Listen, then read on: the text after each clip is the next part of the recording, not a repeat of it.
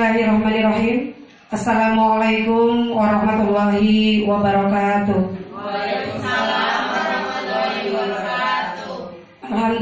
Alhamdulillahirabbil alamin. Wassalatu wassalamu ala asrofil anbiya'i wal mursalin wa ala alihi wa ashabihi ajmain, amma ba'du. Yang terhormat Ibu Kepala Sekolah SDN Keroncong Mas Permai, Ibu Emi hadirat Allah Subhanahu wa taala, sehingga pada siang hari ini kita bisa berkumpul di aula SDN Keroncong Mas Permai dalam acara pengimbasan budaya positif di SDN Keroncong Mas Permai dalam keadaan sehat walafiat, tidak kurang suatu apa. Salawat serta salam tidak lupa tercurah kepada junjungan kita Nabi besar Muhammad Sallallahu Alaihi Wasallam, dan mudah-mudahan nanti kita salah satu umat yang mendapatkan syafaat di yaumil akhir nanti. Allahumma amin. Bersama-sama. Bismillahirrahmanirrahim. Mudah-mudahan acara hari ini dilancarkan, dimudahkan, dan mendapatkan hasil yang maksimal, terutama untuk narasumber. Acara yang kedua yaitu acara inti pengimbasan budaya positif di SDN Keroncong Mas Permai dengan narasumber Ibu Suhaidi MPD, calon guru penggerak angkatan 7 Kota Tangerang. Pada beliau dipersilakan. Terima kasih pada Ibu moderator, Ibu. Baik.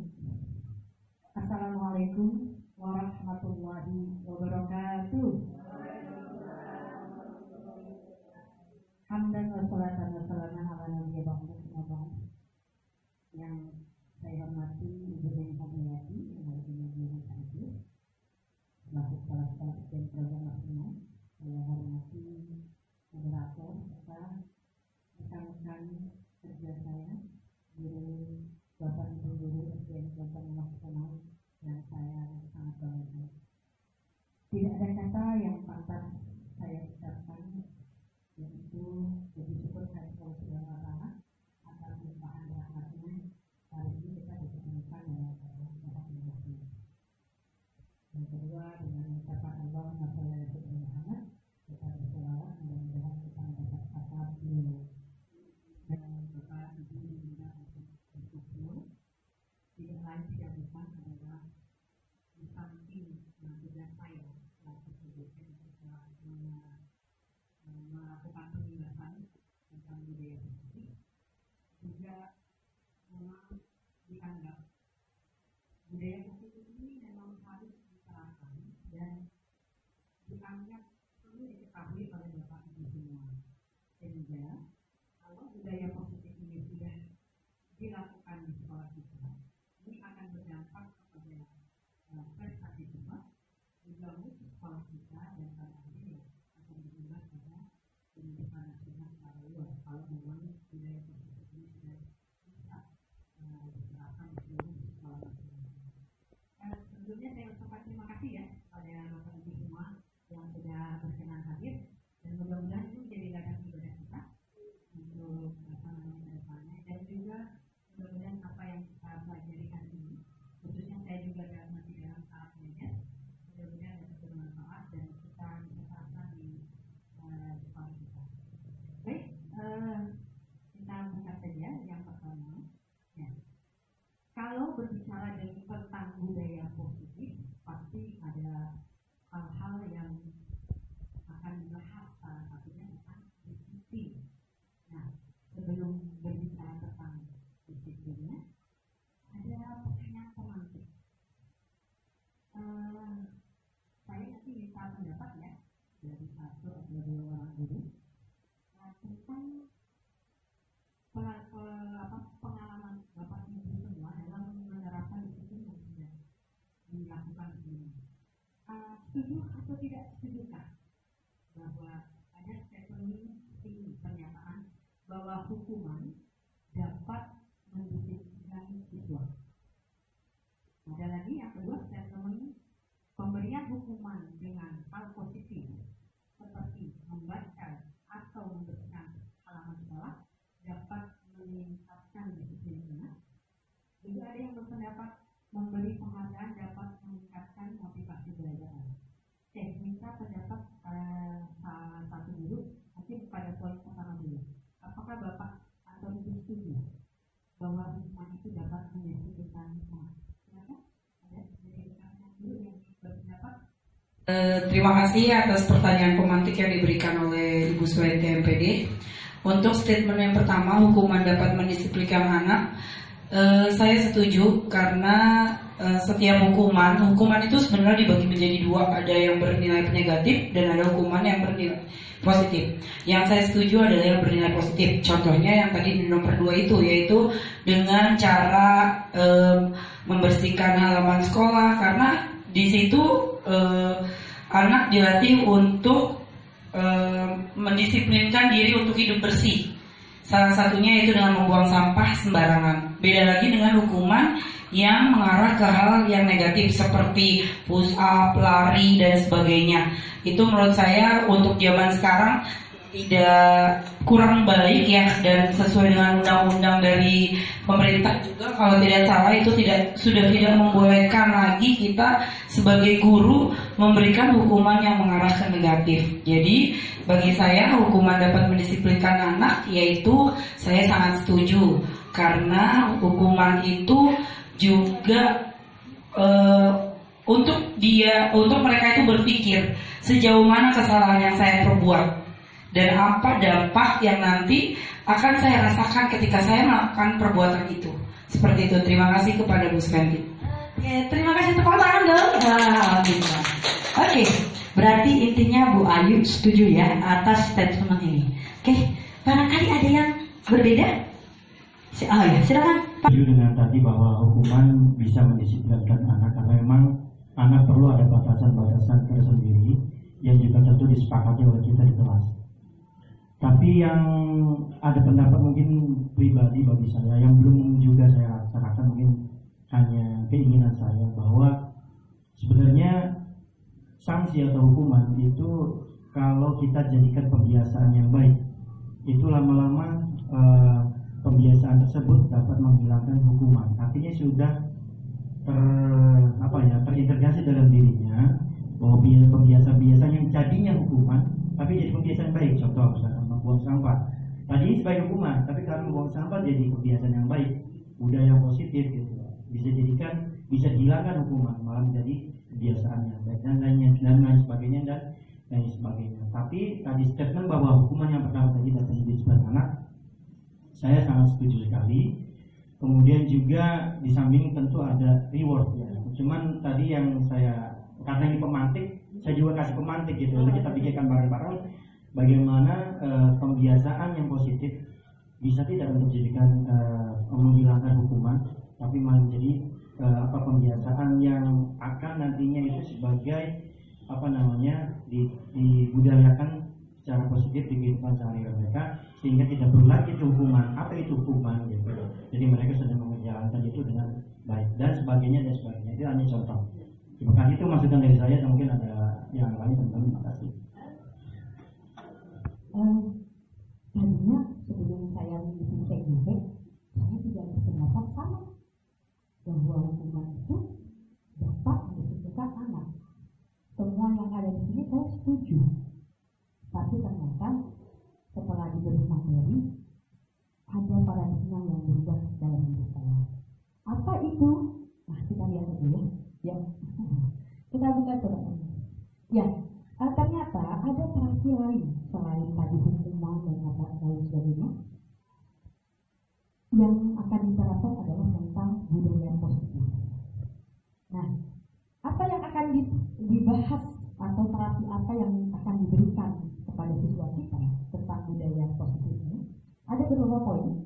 Ada disiplin positif, ada teori motivasi hukuman dan penghargaan, ada restitusi. Ini adalah salah satu istilah yang baru saya kenal di TGP tentang restitusi. Saya biasanya tahunya restitusi itu yang di terminal, bayar gratis. Restitusi. Nah, iya, ini aneh dulu. Nah, nanti akan dijelaskan. Ya, ada keyakinan kelas, ada kebutuhan dasar manusia, 5 posisi kontrol, dan terakhir segitiga restitusi. Oke, baik. Apa saja pelan-pelan saja sambil santai. Kita buka berikutnya. Ya, baik. Untuk mengawali Yang pertama itu harus ada perubahan paradigma atau perubahan mindset kita. Kalau di sini disediakan stimulus respon itu paradigma lama, sedangkan untuk teori kontrol itu paradigma baru yang lalu menganggap perilaku yang buruk itu sebagai dilihat ya kesalahan, ini anak bandel, ini salah gitu. Lalu juga orang lain itu bisa mengontrol kita atau kita juga bisa mengontrol orang lain. Sehingga kalau tidak bisa anak mengikuti, kita bisa bujukan, gagal, bisa jadi dengan pemaksaan, dengan ancaman, ya. Dan terakhir hasilnya, endingnya adalah berpikirnya yang salah itu akan merasa kalah, ya. Sedangkan kita yang sudah punya power atau ininya merasa menang. Nah, untuk yang sekarang mindset ini kita hilangkan dulu, kita ubah. Apa yang kita ubah? Yang pertama, permasalahan apapun, lalu anak beralasan apapun, kita coba pahami dulu apa yang ada, apa yang mereka ungkapkan, pandangan mereka tentang hal-hal yang dia lakukan. Ya. Nanti kita bahas detailnya ya. Ini secara umum dulu. Lalu perilaku kesalahan pun kita pahami bahwa itu punya tujuan. Anak yang melakukan kesalahan pun pasti punya tujuan. Dia berbuat bandel, ada tujuan yang ingin dia ungkapkan melalui perbuatannya. Jadi ini kita harus korek sesungguhnya. Jangan langsung kita judge kamu buruk, kamu salah, tapi kita korek tujuannya apa dari perilaku yang dia lakukan. Selanjutnya ini sebenarnya bisa ini nih untuk permainan. Kalau dulu kemarin ada permainannya bahwa kita sesungguhnya tidak bisa mengontrol orang lain, termasuk anak didik kita. Apa cirinya? Nanti kita bahas. Dan termasuk kita pun tidak Anda tidak bisa mengontrol orang lain dan kita hanya bisa mengontrol diri sendiri. Artinya kita introspeksi, lalu kita lihat ke dalam diri kita sehingga nanti kita punya terapinya gitu. Dan jangan lagi ada pemaksaan, tapi kita nanti ke depannya berkolaborasi, bekerja sama, berdialog dengan anak. Ya, sehingga nanti paradigmanya kalau kita sudah ada masalah, tapi kalau kita sudah maksa anak, hasilnya tidak baik. Tapi kalau kita sudah berusaha bekerja sama, ngobrol, curhat bahasanya, itu akan berbeda. Terakhir, anak yang bermasalah itu atau hal-hal yang ininya, model kita berpikirnya akhirnya kita menang, yang kita hadapi pun merasa menang karena dia merasa tidak merasa dikalahkan, bahkan dia dipahami oleh kita. Baik, ini paradigmanya. Mudah-mudahan paradigma ini bisa kita ubah sedikit sehingga bisa berakses pada penanganan kita kepada siswa kita. Baik, selanjutnya. Nah, ini pendapat beliau. Kalau ingin merubah, membuat kemajuan perlahan-lahan, ubah sikap kita. Tapi kalau ingin mengubah dengan cara yang lebih besar lagi, ubah mindset kita. Selanjutnya. Oke, sekarang kita ke materi. Disiplin positif.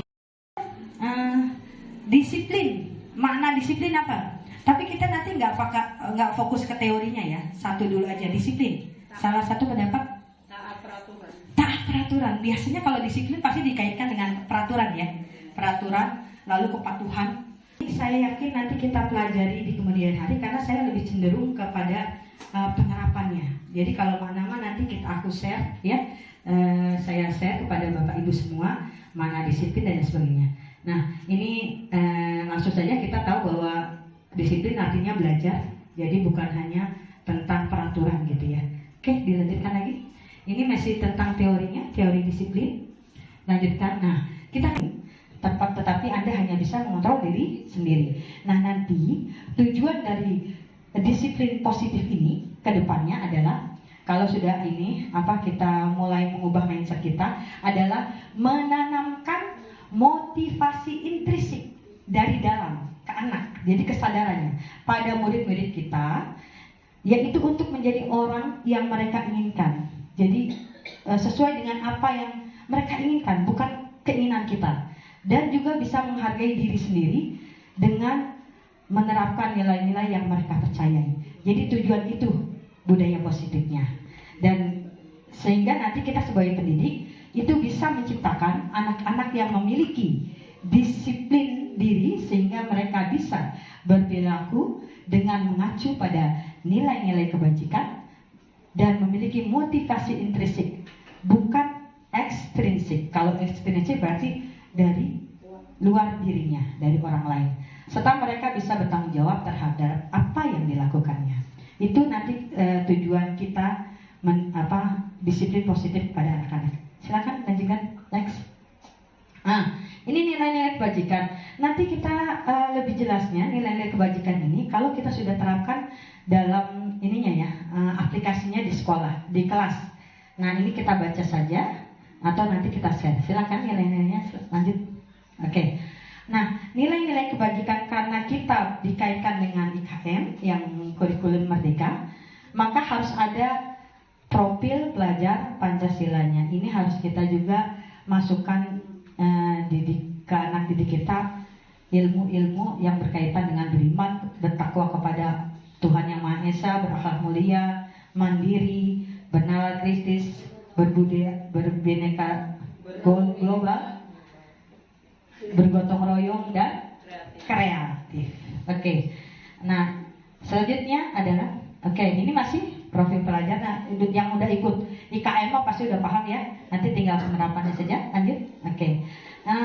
Ini selalu diingatkan nih kami dalam mengajar itu, Bapak pendidikan kita yang luar biasa, bahwa kita dalam mendidik itu ya dengan cara menghadirkan pembelajaran yang menuntun.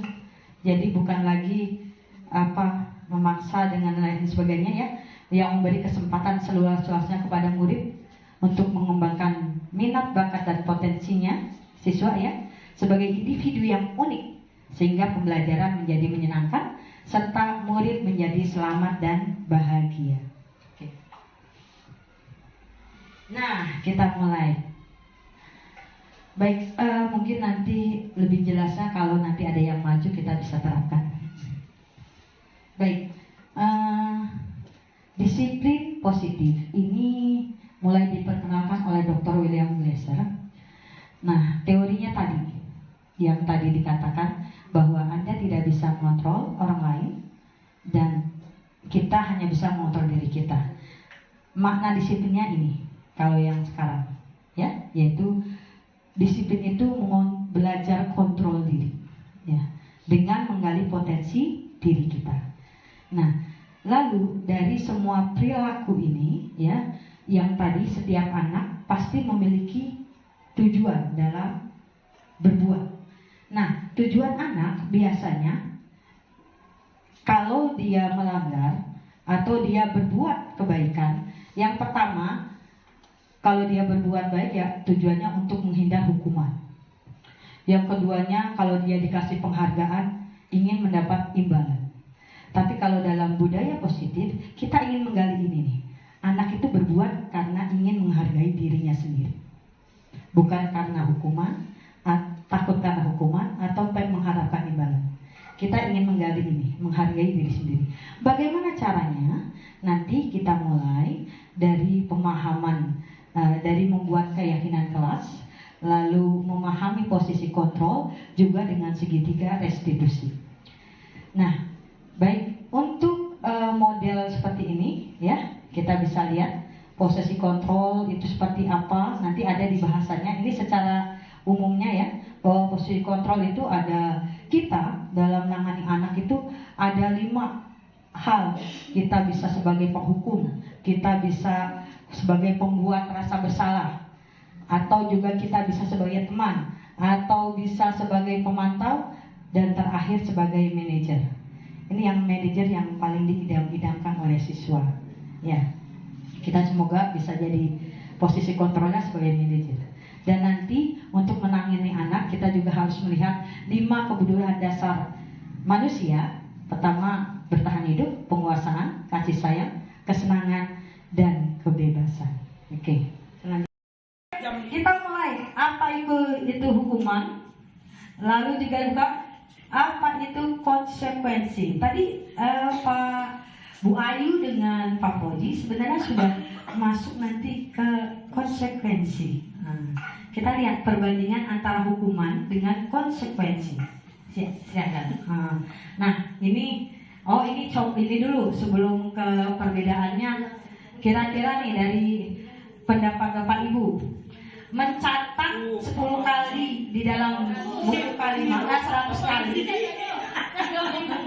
dengan pernyataan saya tidak akan terlambat lagi. Itu termasuk apa?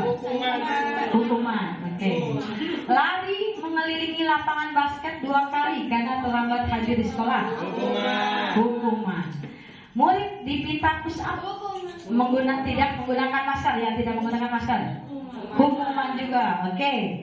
Menggantikan kertas tugas teman yang telah dicoret-coret. Konsekuensi. Membersihkan tumpahan air di meja karena tersenggol saat belajar. Konsekuensi. Murid disuruh untuk mengenakan sepatu seharian di sekolah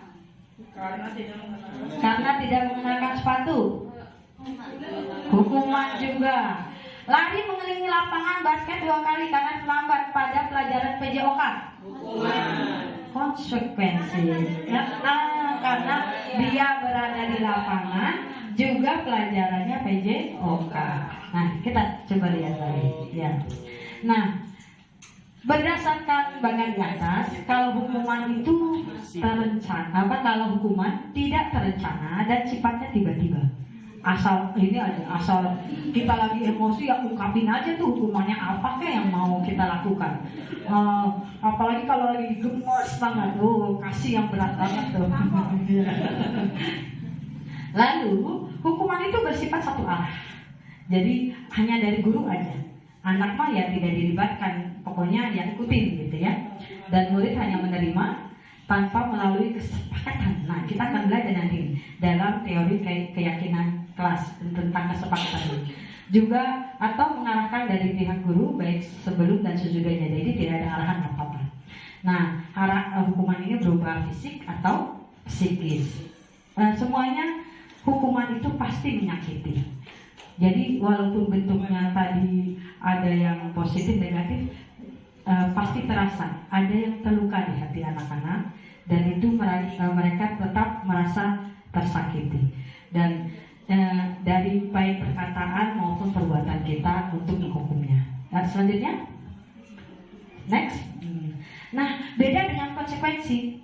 Kalau konsekuensi ini sudah terencana dan kita sepakati dengan siswanya, antara guru dengan murid kita sepakati nih. Kalau ada kejadian begini, apa konsekuensinya? Nah, itu datangnya dari anak sendiri. Mereka ngusulin, begini Bu. Nah, itu biasanya kita lakukan di awal pembelajaran, awal semester. Kita lakukan nih dengan tadi nanti keyakinan kelas kita terangkan nanti. Jadi ketika mereka melakukan tanpa kita mengucapin kamu salah, mereka menyadari, aduh, aku ini nih yang melanggar nih. Konsekuensinya aku tahu. Dia ada kesadaran dalam diri anak-anak, gitu ya. Nah, konsekuensi ini dibuat oleh guru dengan siswa dan sudah mengetahui apabila dia melanggar.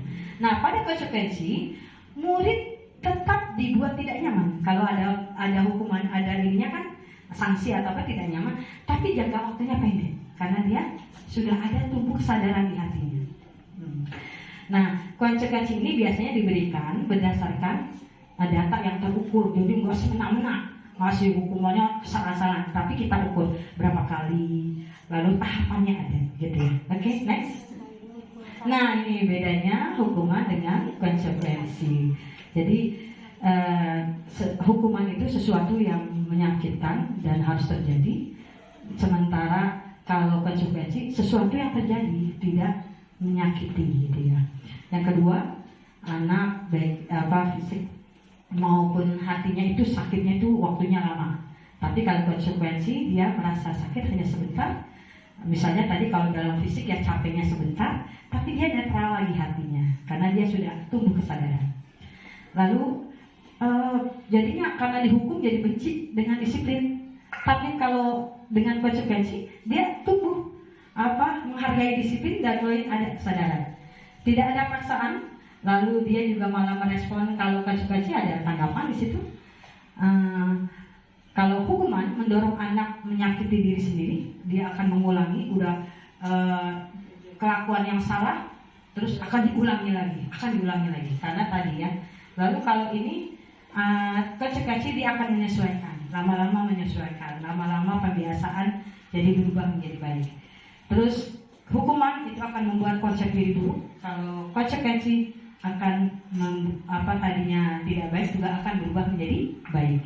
Dan terakhir, anak belajar untuk menyembunyikan kesalahan. Tapi kalau kaci-kaci, anak akan belajar mematuhi peraturan. Baik, next. Tadi ya, bolehkah kita memberikan penghargaan kepada murid? Tadi jawabannya adalah boleh ya. Oke. Alasan bolehnya karena bisa. Silakan. Iya. Terima kasih.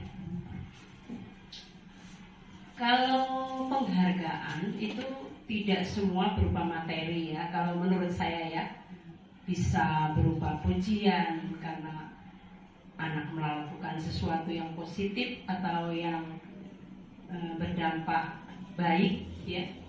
Itu bisa merupakan penghargaan. Misalnya anak kebetulan menggambarnya bagus atau tulisannya rapi, kita kasih pujian, itu suatu penghargaan bagi saya. Wah, hebat ya kamu, tulisan kamu rapi, nanti dilanjutkan lagi ya biar membacanya lebih baik. Nah, itu misalnya. Atau kita berikan sesuatu. Kalau saya biasanya karena suami saya itu kerja di pabrik. Ya, next. Langsung lihat. Bolehkah kita memberi penghargaan kepada murid? Nah, jawabannya adalah Alfikon mengumumkan baik penghargaan maupun hukuman adalah cara-cara mengontrol perilaku seseorang yang menghancurkan potensi untuk pembelajaran yang sesungguhnya. Dan menurutnya secara ideal tindakan belajar itu sendiri adalah penghargaan sesungguhnya. Tindakan memberikan penghargaan yang nilainya sama dengan menghukum seseorang. Jadi penghargaan ternyata mempunyai dampak ya. Kalau bentuknya lisan mungkin masih bisa, tapi kalau sudah materi ataupun bentuk lainnya, kalau bisa dihindari karena nanti berdampak anak berbuat itu karena imbalan, tidak lagi karena kesadaran diri sendiri. Ya, selanjutnya, oke. Apa itu restitusi? Nah, ini materi yang baru saya pahami di CGP, dan mudah-mudahan kita bisa menerapkan teori restitusi ini karena sangat bagus ya. Ya, restitusi yaitu proses menciptakan kondisi bagi murid untuk memperbaiki kesalahan mereka sehingga mereka bisa kembali kepada kelompok mereka dengan karakter yang lebih kuat. Restitusi juga merupakan proses kolaboratif yang mengajarkan murid untuk mencari solusi untuk masalah mereka dan membantu murid berpikir tentang orang seperti apa yang mereka inginkan dan bagaimana mereka harus memperlakukan orang lain. Jadi intinya restitusi ini adalah kita dalam menangani siswa memperbaiki kesalahan mereka itu dengan cara yang lebih dialogis gitu, mengajak mereka mengobrol, curhat lah bahasa sekarangnya, sehingga mereka yang merasa bersalah pun ya karena curhat akhirnya dia bisa mengungkapkan apa yang menjadi kebutuhan mereka, dan kita berusaha mencari solusinya. Mereka dilibatkan untuk mencari solusi bagi masalah mereka sendiri, dan juga mereka harus berpikir apa mereka mau jadi apa ke depannya. Nah, kalau kesadaran itu sudah kita tumbuhkan, nanti kesalahan-kesalahan mereka pun akan menjadi minimalis gitu ya. Oke, next. Selanjutnya, nah ini ada ciri-ciri restitusi. Nah, pada dasarnya restitusi itu bukan untuk menebus kesalahan, namun untuk belajar dari kesalahan. Nah, kalau sudah diterapkan restitusi itu bisa memperbaiki hubungan. Ini bentuknya bukan tawaran, bukan paksaan. Restitusi juga sifatnya menuntun untuk melihat siswa ke dalam diri mereka sendiri-sendiri. Restitusi mencari kebutuhan dasar yang mendasari tindakan mereka. Restitusi juga adalah cara yang paling baik karena fokus pada karakter bukan pada tindakan, dan fokus pada solusinya bukan mencari-cari kesalahannya. Dan terakhir, restitusi juga bisa mengembalikan murid yang berbuat salah kembali kepada kelompoknya itu dengan percaya diri, lalu juga tumbuh kesadaran diri. Tidak lagi kalau dia berbuat salah di kelompoknya menjadi minder, malu, menyendiri. Tidak. Kalau sudah ada kita terapkan terapi restitusi ini, mudah-mudahan kembali rasa percaya dirinya dan dia mau kembali kepada kelompoknya. Next. Nah, kita mulai nih pada keyakinan kelas, materi keyakinan kelas. Keyakinan kelas ini intinya adalah membuat kesepakatan kelas. Kalau teman-teman yang ikut diklat pernah belajar tentang kesepakatan belajar ya. Nah, ini juga sama nih. Kita akan membuat kesepakatan antara siswa dengan guru dengan istilah keyakinan kelas. Nah, mengapa tidak peraturan saja? Mengapa harus pakai keyakinan kelas? Karena beda. Kalau kita menggunakan kata keyakinan, itu akan timbul nilai-nilai yang nanti akan dia terapkan gitu. Tapi kalau pakai istilah peraturan, biasanya orang akan ibaratnya takut atau segan gitu ya. Nah, mengapa kita memiliki contoh? Ya, ini ada beberapa contoh tentang kata peraturan atau keyakinan. Untuk mendukung motivasi intrinsik, kembali ke nilai-nilai keyakinan-keyakinan lebih menggerakkan seseorang dibanding mengikuti serangkaian peraturan-peraturan. Jadi nanti di kelas itu kita mengajak siswa, biasanya ini di awal masuk sekolah ya, pas semester awal kita buat kesepakatan. Dengan siswa kita ajak bermusyawarah, berdialog. Kita mau bikin aturan apa nih? Kita mau bikin tata tertib apa di kelas? Tapi itu disepakati. Nah, kalau ini anak yang misalnya tidak boleh menyontek bu. Nah, masukan tidak menyontek itu berarti nilai apa? Oh, nilai kejujuran kita masukkan. Oh, ini nilai kejujuran yang kita terapkan. Berarti nanti kalau anak menyontek, berarti ada keyakinan kelas, yaitu yang berupa nilai kejujuran yang dilanggarnya. Nah, nanti konsekuensinya apa? Nah, hukuman itu adanya di peraturan kelas kan ya. Nah, ini lingkarannya makin kecil, dan ini maksudnya pengaruhnya makin, kalau hukuman pengaruh efek dampak positifnya itu kecil sekali. Tapi kalau sudah dibuat peraturan makin besar. Kalau sudah dibuat keyakinan kelas makin besar karena di kelas lingkungannya. Tapi setiap kelas membuat keyakinan kelas semua, lama-lama lingkungannya menjadi positif dan akhirnya budaya positif itu terbentuk. Jadi pengaruhnya makin luas dan sekolahnya insya Allah makin prestasinya meningkat dan mutunya berkualitas gitu. Next.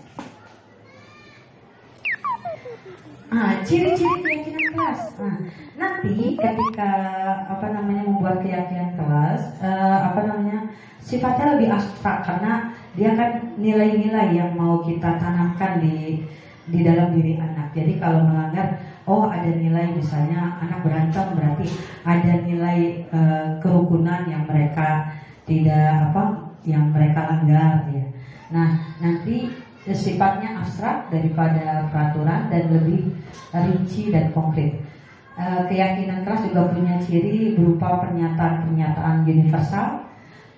Lalu keyakinan kelas senantiasa dibuat dalam bentuk positif. Kalau bisa jangan ada kata jangan, tidak boleh. Lebih baik fokus kepada aturannya saja. Misalnya tadi buanglah sampah pada tempatnya gitu ya. Jangan ada kata jangan membuang sampah gitu. Lebih baik buang sampah pada tempatnya. Lalu keyakinan kelas sebaiknya sesuatu yang dapat diterapkan, sesuaikan dengan sekolahnya masing-masing gitu ya. Dan dia bisa berkembang kalau dalam hari itu kesepakatannya hanya sekian, tiba-tiba di perjalanannya ada sesuatu pelanggaran yang belum ada nilai kesepakatan, bisa dibuat kesepakatan kembali. Jadi ada tambahan untuk keyakinan keyakinan kelasnya itu. Berikutnya adalah semua warga kelas hendaknya ikut berkontribusi. Biasanya siswa kalau sudah dilibatkan, dia punya pendapat, lalu dia tahu konsekuensinya. Buat aturan ini, lalu ada konsekuensinya. Nah, dia akan hati-hati untuk melakukan pelanggaran. Oh, aku udah tahu nanti kalau melakukan kesalahan ini akan ada konsekuensinya ini. Nah, akhirnya dia berusaha tidak melakukan hal-hal yang melanggar keyakinan kelas mereka. Lalu tadi kalau ini harus bersedia meninjau kembali keyakinan kelasnya dari waktu ke waktu agar sesuai dengan kebutuhan siswanya. Baik, next. Baik Bapak Ibu semuanya, selanjutnya adalah kita harus tahu kebutuhan dasar manusia. Salah satunya tadi kebutuhan dasar murid kita ketika mereka melakukan kesalahan, ya kita lihat apa sih yang mereka butuhkan sesungguhnya. Jadi setiap tindakan yang dilakukan murid itu pasti memiliki alasan tertentu. Alasan tersebut terkait dengan kebutuhannya yang harus terpenuhi. Kebutuhan tersebut harus dipenuhi oleh setiap manusia. Misalnya kebutuhan tadi ada bertahan hidup, ada kebutuhan penguasaan, ada kebutuhan kasih sayang dan rasa diterima, kebebasan juga kesenangan. Nah contoh, anak kadang tahu-tahu bikin kegaduhan atau apa. Kita selidiki, kita tanya, oh ternyata dia caper, cari perhatian, ternyata dia butuh kasih sayang dan rasa ingin diterima. Mungkin gitu rumahnya ada masalah dan lain sebagainya. Oh ternyata karena butuh kasih sayang, ya kita berikan perhatian itu, kasih sayang itu kepada anak yang tadi. Atau tadi kalau memang ada anak yang selalu nakal nginin temannya, ya berarti dia kebutuhan dia ingin menguasai. Kita kasih tempat dia. Apakah dia jadi pemimpin kelas atau apa gitu ya. Jadi kita harus tahu kebutuhan dasar mereka ketika mereka bermasalah. Kita gali dari pertanyaan atau dialog kita. Selanjutnya next. Nah, posisi kontrol ya sebagai kita selaku pendidik kepada anak-anak murid kita harus lihat apakah posisi kita ada di posisi kontrol, apakah kita ada di posisi penghukum, membuat orang merasa bersalah, teman, pemantau, atau manajer. Kita bahas satu persatu. Silakan. Oke, nih lihat. Kita lihat ya, ini perhatikan ini, penting banget nih. Tentang penghukum. Kalau kita biasa di kelas suka menghardik atau nunjuk-nunjuk atau menyindir, menyakiti, berarti kita termasuk penghukum. Iya. Nah, ini dalam kalau kita melakukan hal itu, ternyata anak sadarnya itu hanya sebentar. Dia tidak berbuat kesalahan sebentar, tapi nanti akan kembali lagi kepada kesalahan yang sama. Karena apa? Tadi dampak murid itu dia akan mengulangi kesalahan. Kenapa? Karena kita posisinya penghukum. Anak jadi tidak tumbuhnya mental adalah menjadi pemberontak, mudah menyalahkan orang, lalu untuk menutupi kesalahannya dia akan berbohong. Dampaknya ternyata tidak baik. Ini termasuk kita penanganan kontrol dari luar yang gagal, identitas gagal.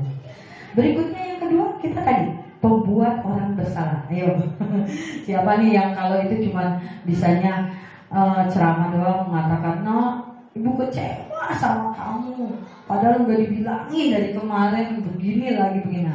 Ini kita juga termasuk orang yang memberi kegagalan dalam menangani siswa. Kenapa? Karena hasilnya anak ternyata jadi selalu menyembunyikan hal-hal yang dia lakukan, menyangkal, berbohong, dan efeknya adalah siswa menjadi merasa rendah diri karena dengan perkataan kita yang selalu menyalahkan mereka. Lalu, ini ada identitas yang berhasil nih kalau kita menerapkan ini, adalah sebagai teman dan pemantau. Cuma teman dan pemantau ini berhasilnya dari ekstern, dari ini ya, ekstensif ya. Dia itu dari luar, bukan dari intrinsik, dari kesadaran siswanya. Jadi ini juga masih terbatas atau belum bisa efektif. Kalau sebagai teman, biasanya kan kalau ke anak, ayo nak, lakukan ya demi ibu. Masa kamu tidak mau membantu ibu? Anak akhirnya dekat dengan kita, tapi akhirnya efeknya adalah ketergantungan. Anak menjadi lemah, juga tidak mandiri. Oleh karena itu,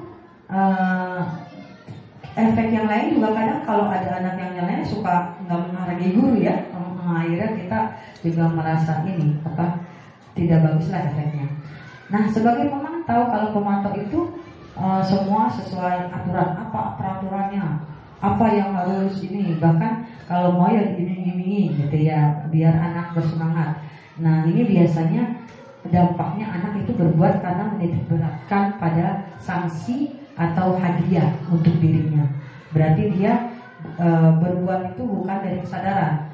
Saya melakukan ini, saya nggak mau karena ada sanksinya. Saya mau karena ada imbalannya. Gitu. Terakhir nih, yang paling hebat nih, kalau bisa kita jadi manajer. Ya, posisi kontrol kita itu sebagai manajer.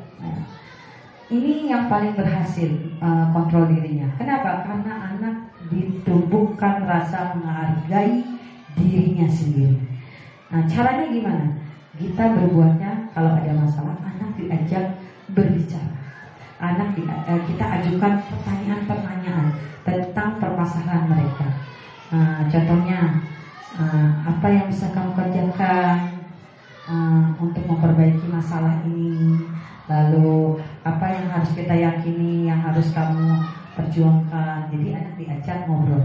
Ini akhirnya menguatkan mental mereka, dan dampaknya siswa itu akhirnya akan mampu mengevaluasi diri, juga tahu bagaimana cara memperbaiki diri. Mudah-mudahan kita semuanya dalam posisi ini ya, posisi kontrolnya sebagai manajer gitu ya, jangan sebagai penghukum. Kita tinggalkan itu ya, sebagai guru penghukum. Lanjut, next. Silakan Bapak Ibu semuanya, posisi kontrol apa nih yang pernah dilakukan sebagai pendidik? Introspeksi ya. Oke, next. Nah, tadi sudah bilang, posisi kontrol yang paling baik adalah posisi kontrol manajer. Posisi di mana guru berbuat sesuatu bersama dengan murid, mempersilahkan murid mempertanggungjawabkan perilakunya, mendukung murid agar dapat menemukan solusi atas permasalahannya sendiri. Kita hanya membimbing murid untuk dapat mengatur dirinya, bukan memaksanya. Kita tanyakan maunya apa, bagaimana solusinya, jadi timbul dari dirinya sendiri. Oke, next. Nah, ada pernyataan-pernyataan nih ya. Silakan. Saya kecewa sekali dengan kamu. Ayo, posisi kontrol apa ini? Saya kecewa sekali dengan kamu. Posisi sebagai salah. Iya, ini adalah saya kecewa sekali dengan kamu, berarti posisi membuat orang bersalah. Lalu kamu tidak pernah belajar, jadinya begini. Kamu mah nggak pernah benar melakukan ini. Berarti apa tuh? Oh iya benar menghukum. Ayo nak lakukan ini demi bapak ibumu. Ayo demi guru apa? Teman dekat banget jadinya gitu ya. Apakah kamu mau mendapatkan stiker ini atau bintang ini sesuai yang mau ngikutin peraturan? Foto, ya betul. Bagaimana kamu bisa menyelesaikan masalah ini? Bagaimana? Kamu bisa nggak menyelesaikan? Ya, pertanyaan manajer. Ryan nih, kamu selalu aja yang paling terakhir, nggak pernah yang awal-awal. Penghukum juga. Mudah-mudahan kita mah manajer ya semuanya ya. Oke, selanjutnya next. Nah itu ya tadi jawabannya. Silakan lagi next. Nah, ini jadi kita mulai sekarang terapkan segitiga restitusinya. Bagaimana segitiga restitusi itu mau diterapkan kepada di kelas kita? Pertama, ketika ada anak bermasalah, kita dekatkan, ya, kita dekatkan. Nah, jadi sebenarnya posisi restitusi itu pendekatan kepada siswa dengan menciptakan disiplinnya. Kalau kita dulu kebiasaan kita selama ini kan bila ada orang yang berlaku salah pada kita langsung memaafkan aja, udahlah maafin aja. Jadinya anak udahlah ibu gurunya baik, jadinya dia kadang nggak tahu kalau itu salah juga karena dibiarin melakukan lagi kesalahan. Jangan.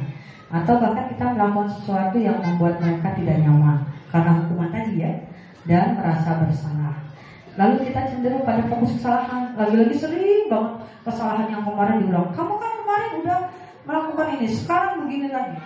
Fokusnya pada kesalahan, bukan pada mencari cara orang mencari solusinya gitu ya. Lalu bagaimana memperbaikinya juga, tidak fokus pada kesitunya. Nah, kita juga fokusnya pada cara membayar kesalahan. Kamu sudah melakukan ini, ayo sekarang kamu begini biar untuk menebus kesalahanmu. Jadi bentuknya hukuman-hukuman terus ya. Ini akibat dari kesalahan mereka daripada mengembalikan harga diri mereka. Misal kita suruh anak maju ke depan, dihukum di lapangan, itu kan harga diri mereka merasa dipermalukan gitu ya. Jadi akhirnya efeknya jadi rendah diri gitu ya. Ini cara-cara lama, mudah-mudahan kita tinggalkan. Oke, next. Nah, ini cara kita untuk menerapkan segitiga restitusi. Ada 3 tahapan ya. Jadi ketika kita melakukan dialog dengan siswa, pertama kita stabilkan identitas mereka dulu. Biasanya kan kalau mereka yang sudah melakukan kesalahan, ada emosinya, ada rasa keselnya, atau rasa takutnya, rasa macam-macam lah. Kita stabilkan. Misalnya ada kata-kata, nah tidak apa-apa, orang wajar melakukan kesalahan ini. Jadi distabilkan dulu. Nah tenang, ini pasti ada solusinya. Pokoknya distabilkan agar dia yang tadinya takut, gelisah, tenang, mulai distabilkan. Lalu itu namanya menstabilkan identitas. Yang kedua nanti ada validasi kebutuhan. Apa yang mereka inginkan? Kenapa kita cari? Kenapa sampai melakukan kesalahan tersebut? Ya. Apa yang mereka kebutuhan? Terakhir baru kita menanyakan keyakinan kelasnya, apa yang sudah dilanggar, bagaimana mencari cara perbaikannya. Coba kita lihat cara-caranya ya. Next nih, kita lihat. Oke, dalam menstabilkan identitas, jadi Bapak Ibu guru bisa berkata gini, berbuat salah itu hal yang manusiawi, ya. Lalu katakan tidak ada manusia yang sempurna. Bapak Ibu juga pernah melakukan hal yang salah. Jadi anak juga stabil ya. Oh iya, Bapak juga salah, aku melakukan salah. Berarti ada sama gitu distabilkan. Kita pasti bisa menyelesaikan masalah ini. Lalu kamu bilang, Bu Guru bilang, Ibu tidak tertarik mencari tahu siapa yang salah yang benar. Yang Ibu cari adalah bagaimana kita masalah ini bisa selesai. Jadi dia fokus pada solusinya. Atau kamu gak usah nyalahin diri sendiri, ya. Jangan terus-menerus nyalahin diri sendiri, nanti kamu tidak bisa bersikap baik terhadap diri sendiri. Itu kata-kata yang tujuannya adalah untuk membuat murid atau siswa itu yang merasa gagal karena berbuat salah menjadi positif, kembali kepada pemikiran positif mereka yang ada pada dirinya sendiri. Next. Yang kedua tahapannya untuk validasi kebutuhan. Ya, ini tujuannya membantu murid mengenali kebutuhan yang dia ingin penuhi. Ya, ketika melakukan kesalahan itu, karena pada dasar setiap tindakan kan tadi ya pasti ada alasannya. Jadi Bapak Ibu bisa bilang, kamu bisa saja kan melakukan hal yang lebih buruk, tapi kamu tidak melakukannya hari ini, hebat, gitu ya. Kamu pasti punya alasan mengapa melakukannya. Apa alasannya? Tanyakan itu, kita gali pertanyaan itu. Lalu apa sih hal yang penting buat kamu sampai kamu melakukan ini? Terus saja kita gali sesuai. Jadi anak setelah menceritakan kita tahu, oh kebutuhan mereka ini ternyata kasih sayang. Ya udah, ibu tiap hari beri perhatian, beri kasih sayang yang mereka butuhkan. Insya Allah dia akan berubah. Gitu. Boleh pertanyaan ini diterapkan ya ketika ibu melakukan validasi kebutuhan. Terakhir, next. Terakhir adalah menanyakan keyakinan. Karena keyakinan kelas itu sudah disepakati, tinggal tanyakan apa nilai yang kita percayai di sekolah kita atau di kelas kita, nilai-nilai universal apa yang sudah kita sepakati, yang sudah kamu langgar.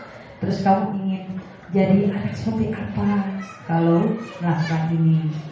Terus gali. Ini untuk tujuannya untuk agar murid melihat kesalahannya, lalu dihubungkan dengan nilai-nilai yang mendasari manusia berinteraksi dengan orang lain. Ya, next. Oke, berarti sudah selesai materinya. Mudah-mudahan apa yang tadi disampaikan bermanfaat dan nanti kita bisa gali lebih dalam acara dialog. Saya akhiri, sebelum saya kembalikan ke moderator, saya katakan mohon maaf lahir batin atas segala kekurangannya. Saya akhiri dengan Assalamualaikum warahmatullahi wabarakatuh. Silakan kepada moderator. Apa saja yang penting sudah disepakati. Nah, bagaimana kalau dengan kelas lain? Nah, karena memang itu adanya di lingkungan kelas, kesepakatan kelas itu memang kita pahami ke anak bahwa ini berlaku di kelas kita. Enak dong Bu, kelas sono. Nggak mau, boleh pindah kelas sono. Atau kalau tidak, kalau memang merasa ini, ya silakan kita sepakati apa yang kira-kira konsekuensinya untuk kelas kita. Jadi tidak ada rasa iri dan kita kasih masukan juga maksudnya dari konsekuensi ini dibuat tujuannya sehingga anak paham dan dia tidak akan iri dengan teman kelas lain karena tadi dia dilibatkan untuk membuat keyakinan kelasnya. Kalau tidak dilibatkan memang tadi dia merasa terzolimi, enak amat itu karena yang lain mah bebas. Nah, bagaimana dengan yang kelas lain ya? Karena kesepakatannya berbeda ya mungkin bisa jadi berbeda dia ininya. Nah itu jawaban dari saya. Tapi mudah-mudahan nanti ada yang lebih. Ya terima kasih. Ya. Karena kesepakatan kelas berarti tiap-tiap kelas beda. Oke, saya ngerti. Cuman kalau misalnya perlu nggak sih guru itu juga membuat kesepakatan. Jadi jangan sampai kelas saya ada, kelas dia aman gitu. Jadi seolah-olah dalam satu sekolah itu banyak gitu. Akhirnya kan anak mikirnya itu ya saya mau mendingan enak ya sama guru itu, soalnya kalau guru ini galak banget itu kan akhirnya anak tuh nilai guru hanya dari karena dia ada kesepakatan yang nggak nyaman di kelas lain nyaman, akhirnya dia ingin ngejelekin gurunya gara-gara itu gitu. Perlu nggak itu? Betul sekali. Saya tadi mau nambahin begitu, maksudnya perlu ada kolaborasi antar guru juga, kerjasamanya. Jadi jangan sampai terlalu drastis jauhnya gitu ya antara yang satu kesepakatan kelasnya berbeda, ini jomplang banget. Tapi ada standarnya ya. Berarti membuat keyakinan sekolah. Ini yang baru sendiri istilah. Ya, berarti memang tadi perlu ada komunikasi, ada dialog, ada kolaborasi kerjasama dengan rekan-rekan guru sehingga sama-sama kalau bisa sehingga syukur-syukur kita kasih panduan juga ketika membuat keyakinan kelas, anak memang terlibat tapi kita kasih arahan-arahan Sehingga anak juga arahannya ya tadi berdasarkan kesepakatan yang kita bicarakan dengan rekan guru, sehingga anak juga bisa masuk ke pikirannya tentang konsekuensinya yang tadi akan kita terapkan di kelas masing-masing. Mungkin itu saja. Terima kasih masukannya juga. Baik, saya kembalikan. Kalau tidak ada kita tutup saja ya, insyaallah. Alhamdulillahirrahmanirrahim. Kegiatan berjalan dengan lancar. Mulai dari pembukaan sampai dengan kita mendapatkan ilmu hari ini, mudah-mudahan bermanfaat untuk kita pribadi dan untuk anak didik kita serta sekolah kita supaya menjadi lebih baik dan lebih berdisiplin lagi. Untuk acara terakhir doa penutup kepada Bapak Ahmad Fauzi, dipersilakan.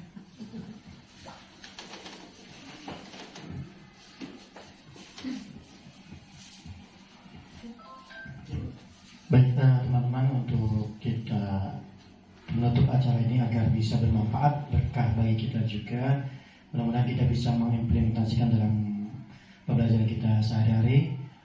Kita tutup pada istighfar 3 kali. Astagfirullahaladzim, astagfirullahaladzim, astagfirullahaladzim. Kita berdoa kepada Allah kepada suratul Fatihah. Kita berharap apa yang kita serap hari ini kita bisa terapkan juga dalam pembelajaran ke anak-anak juga. Mudah-mudahan kita khususnya di KMP bisa mempelajari dan juga menerapkan tadi budaya positif yang sudah dijelaskan oleh narasumber. Mudah-mudahan bisa secara berproses untuk menjadi KMP lebih baik-baik. Ala adinnya wa ala kulli dan soleha. Al-Fatihah.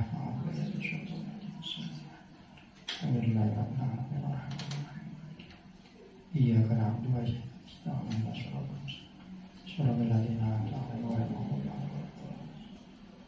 Mari kita tutup terakhir membaca doa kafaratul majlis. Subhanallah wa bihamdika asyhadu an la ilaha illa anta astaghfiruka wa atubu ilaik. Terima kasih. Terima kasih kepada Bapak Ahmad Fauzi. Bapak Ibu, pada penghujung acara marilah kita tutup kegiatan pada siang hari ini dengan membaca hamdalah bersama. Alhamdulillahirabbil alamin. Terima kasih untuk segala perhatian. Mohon maaf atas segala kekurangan. Wabillahi taufiq wal hidayah. Wassalamualaikum warahmatullahi wabarakatuh. Waalaikumsalam. Tangan untuk kita semua.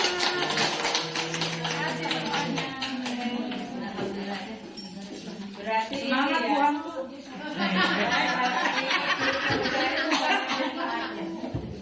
kita jadi tahu ilmu-ilmu ya. Kita jadi Assalamualaikum warahmatullahi wabarakatuh. Nama saya Ibu Ayu Agusta Dwi Jayanti dari SDN Keroncong Mas Permai. Saya akan memberikan testimoni dari hasil pengimbasan budaya positif yang dilakukan oleh Ibu Suyanti MPD. Menurut saya budaya positif ini sangat baik dilakukan di sekolah manapun, terutama di sekolah SDN Keroncong Mas Permai.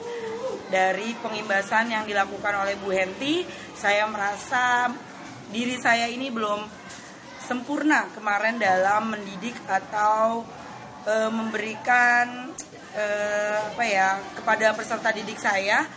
Dengan dilakukannya pengimbasan oleh Bu Henti, saya merasa diri saya ini harus ada perbaikan dalam menangani permasalahan yang ada di sekolah, terutama permasalahan peserta didik. Dalam pengimbasan budaya positif, Bu Henti pun sudah memberikan dampak dan manfaat banget buat diri saya sendiri dan teman-teman di SDN Keroncong Mas Permai, bahwasanya hukuman dan pemberian reward itu bukan hanya dilakukan semata-mata untuk mendisiplinkan anak, tetapi juga dalam pengimplementasian budaya positif ini itu sudah sebaiknya tidak usah dilakukan lagi. Di sini kita seharusnya sebagai manajer bagi mereka untuk menangani setiap permasalahan yang ada dalam diri peserta didik. Terima kasih juga khususnya untuk Bu Suyanti MPD atas pengimbasan materi budaya positif ini. Semoga kita kedepannya dapat bersama-sama mengeksplor budaya positif ini untuk kemajuan sekolah kita, yaitu SDN Keroncong Mas Permai. Sekian testimoni dari saya. Wassalamualaikum warahmatullahi wabarakatuh. Assalamualaikum warahmatullahi wabarakatuh. Salam sejahtera bagi kita semuanya. Selamat pagi. Saya Ibu Sumaryati dari SDN Keroncong Mas Permai, Kecamatan Jatiwung, Kota Tangerang, ingin mengupas sedikit tentang pengalaman saya di dalam mengikuti pengimbasan budaya positif yang telah disampaikan oleh Ibu Suhenti dalam rangka pelaksanaan calon guru penggerak. Menurut saya, dari pengimbasan budaya positif yang telah disampaikan itu sungguh luar biasa dan menarik, terutama bagi kita sebagai pendidik di dalam kita mendidik dan mengajar anak didik kita untuk masa depan mereka. Dalam mindset kita selama ini begitu banyak kesalahan-kesalahan yang telah kita pakai. Setelah kita mengikuti imbasan kemarin, ternyata memang lebih memberikan hak-hak anak dan karakter anak yang memang anak sedang bertumbuh dan berkembang, mencari jati diri dan mengembangkan karakter mereka. Sungguh sangat baik sekali kalau kita bisa mengimplementasikan di dalam cara kita mengajar dan mendidik anak-anak. Karena dari situ kita juga dituntut untuk lebih bijak dalam menanggapi segala sesuatu. Kita juga lebih untuk bisa bersabar dan juga kita lebih memaksimalkan potensi yang ada di dalam anak didik kita. Dengan kita mendengar, memahami, dan juga bisa menerima segala kekurangan, segala kelebihan anak didik kita, kita akan semakin maksimal di dalam mengembangkan kompetensi anak didik. Marilah kita bersama-sama sebagai pendidik dan kita akan membentuk anak-anak kita menjadi generasi yang baik, generasi yang berkarakter, generasi yang berbudaya positif. Mungkin itu pendapat dari saya. Terima kasih. Mudah-mudahan selalu bermanfaat bagi kita semuanya. Terima kasih. Wassalamualaikum warahmatullahi wabarakatuh. Assalamualaikum warahmatullahi wabarakatuh. Perkenalkan, saya Ahmad Fauzi SPD. Di sini saya akan memberikan sedikit testimoni mengenai pengimbasan perihal tentang budaya positif yang sudah disampaikan oleh Ibu Suhenti MPD bersama kawan-kawan. Nah, dalam hal ini saya memberikan sedikit testimoni mengenai perihal tentang hasil dari pengimbasan yang saya dapat, mungkin beserta manfaatnya.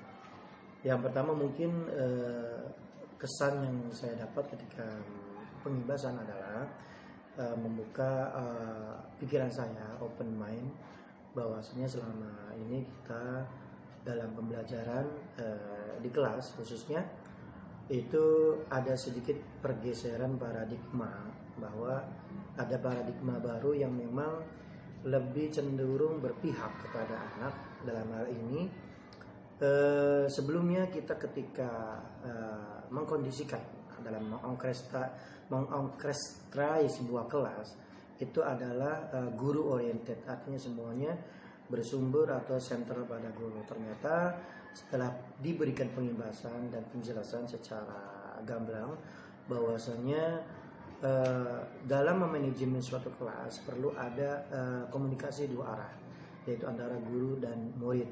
Tentunya hal ini ada ilmu-ilmu tersendiri. Nah, kemarin disampaikan bahwa Dari mulai nama peraturan kelas itu harus sudah kita ubah menjadi keyakinan kelas.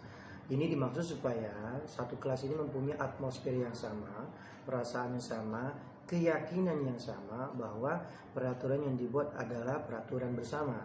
Sehingga keyakinan ini akan dibawa bersama-sama baik oleh guru maupun oleh siswa secara dua pihak untuk bisa menjalani bersama dalam pembelajaran mungkin 1 tahun pembelajaran yang mereka lalui nanti bersama.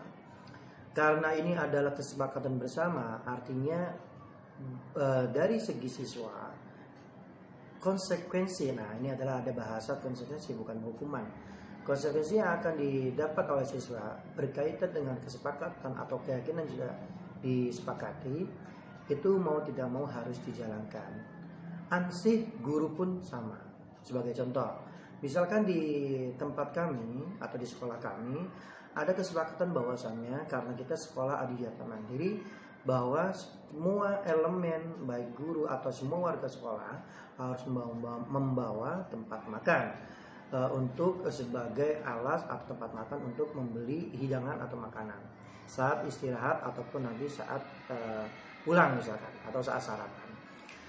Baik siswa ataupun guru, karena ada kesepakatan, maka kesepakatan itu akan dijalankan oleh keduanya tergantung konsekuensinya yang disepakati di kelas tersebut.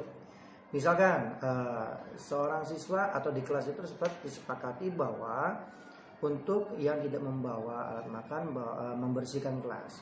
Jika terjadi pada siswa, maka mau tidak mau siswa tersebut konsekuensinya adalah membersihkan kelas.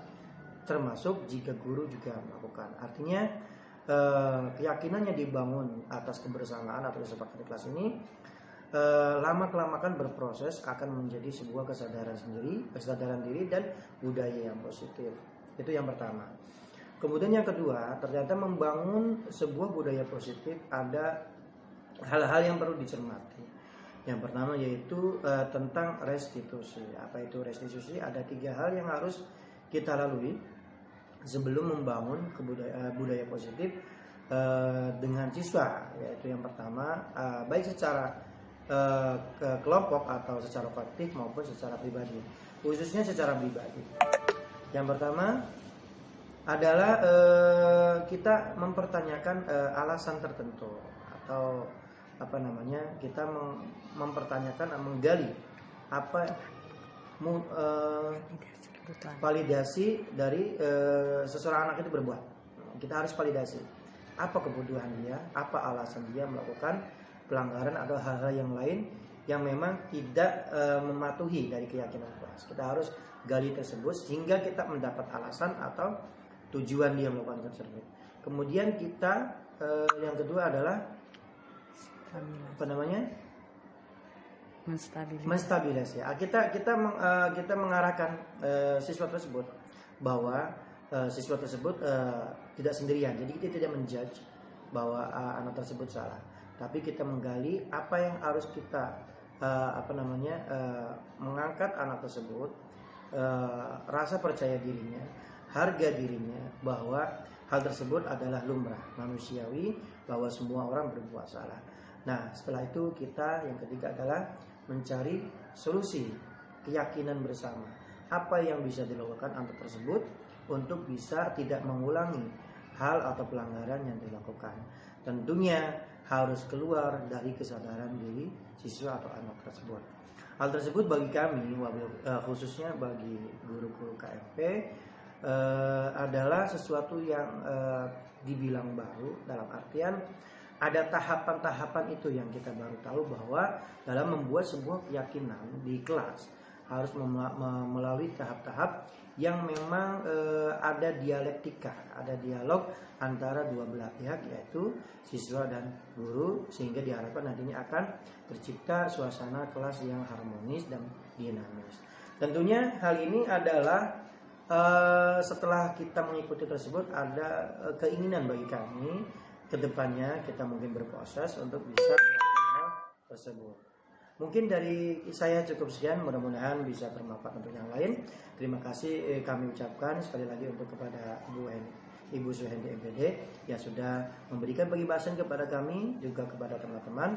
Mudah-mudahan kita bisa maju bersama dan berproses bersama untuk KMP lebih baik lagi. Terima kasih. Assalamualaikum warahmatullahi wabarakatuh.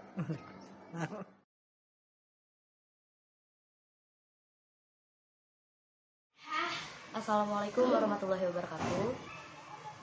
Saya Amanda Silviani akan mengucapkan terima kasih kepada Bu Henti karena bimbingannya agar saya tidak melakukan bullying lagi kepada teman. Pertama-tama saya menyesali semua yang saya lakukan, dan kedua saya ingin perbaiki semuanya dengan menjadi lebih baik lagi. Terima kasih Bu Henti. Wassalamualaikum warahmatullahi wabarakatuh. Assalamualaikum warahmatullahi wabarakatuh. Saya merasa senang tadi sudah berbicara dengan Bu Henti. Saya tidak akan menyontek lagi, karena itu perbuatan yang tidak baik dan tidak sesuai dengan keyakinan kelas saya. Saya sendiri sudah tahu caranya memperbaikinya. Saya tidak akan menyontek lagi sehingga menjadi orang yang jujur. Terima kasih Bu Henti. Wassalamualaikum warahmatullahi wabarakatuh.